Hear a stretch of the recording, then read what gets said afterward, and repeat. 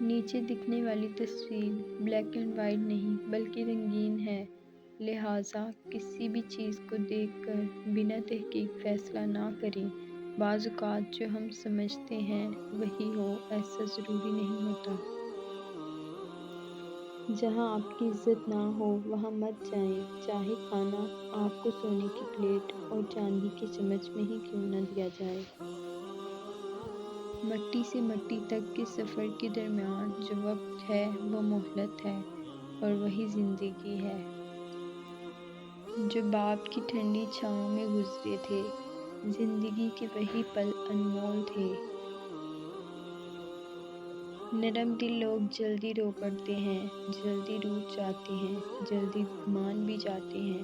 سنا ہے اللہ کو ایسے لوگ پسند ہیں۔ پھر ماں کے پاس بیٹھ کر ایسا لگا مجھے سب خوشیاں اس جہاں کی میرے ارد گرد ہیں۔ دنیا کی ہر چیز سے فائدہ اٹھائیں، پر کبھی کسی کمزور کی مجبوری کا فائدہ نہ اٹھائیں۔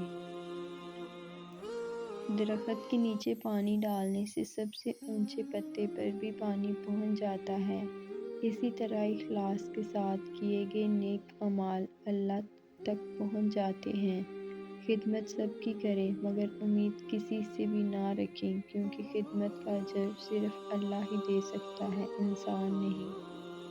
کوئی راستہ نہیں دعا کے سوا، کوئی سنتا نہیں خدا کے سوا۔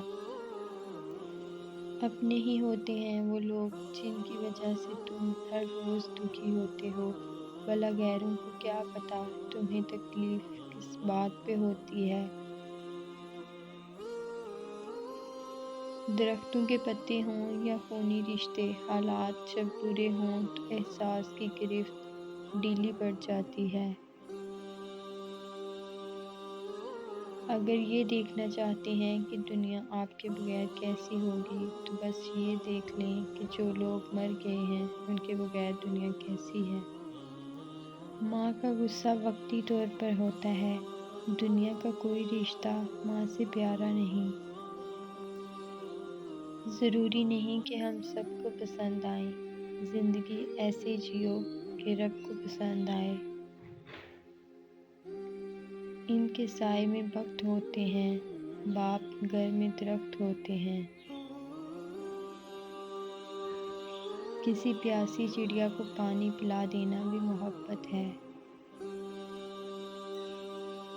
زمانے سے الجھنا اچھا نہیں، مگر یہاں حد سے زیادہ بھی شرافت مار دیتی ہے۔